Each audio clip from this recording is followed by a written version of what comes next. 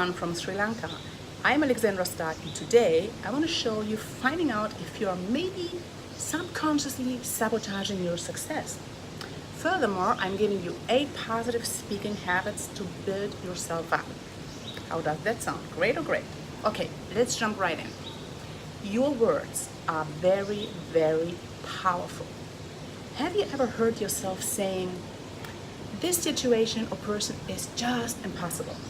I'm a total failure at," or "I'm hopeless at. I will never be able to figure that out.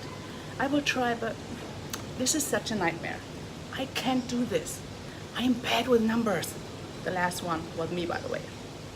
So if you answered yes to any of those, then it's likely you have been unconsciously been sabotaging your success simply by how you speak.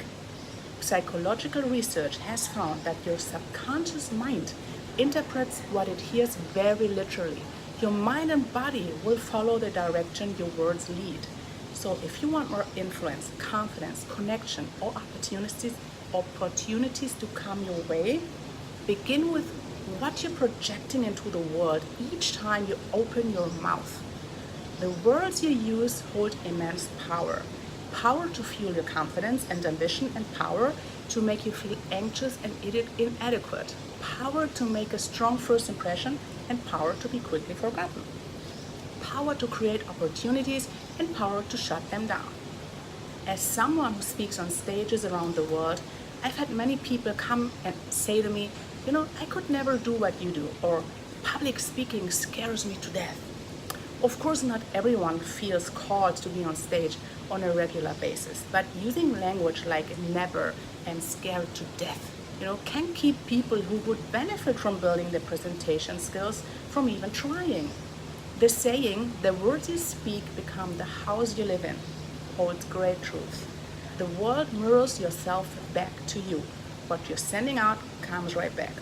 If you use positive language about yourself and your ability to meet challenges and achieve your goals, then that is what will show up for you externally as well.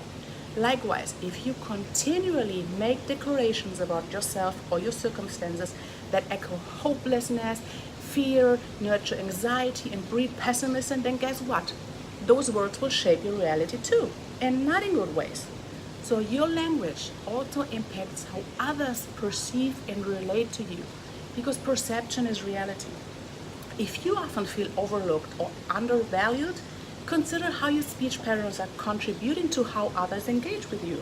Using out-of-power language, like talking yourself down, making excuses, or second-guessing your opinion before you've even shared it, can completely undermine your authority, presence, and power.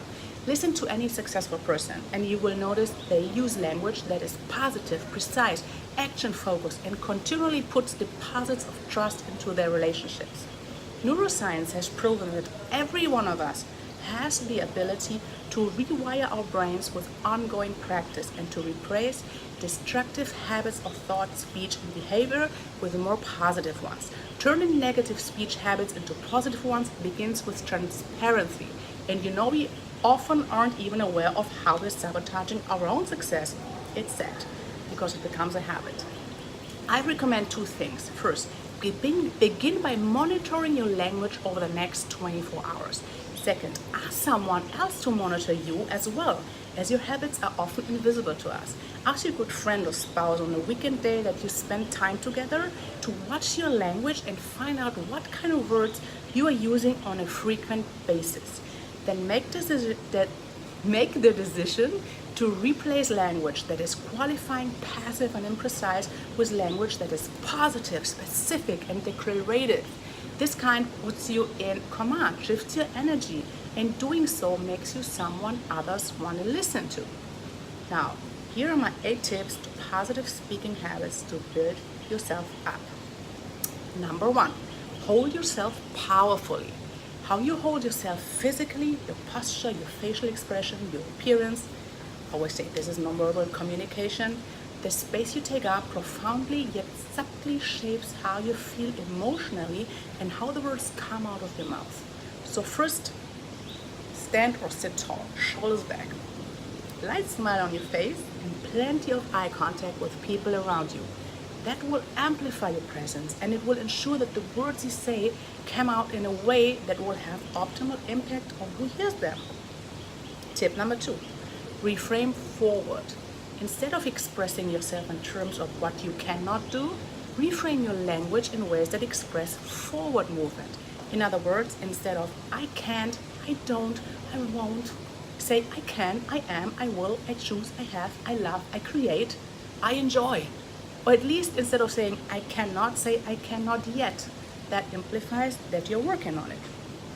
Tip number 3, avoid absolutes. Instead of they are complete idiots, say they see things differently from me, I wonder what they see that I don't.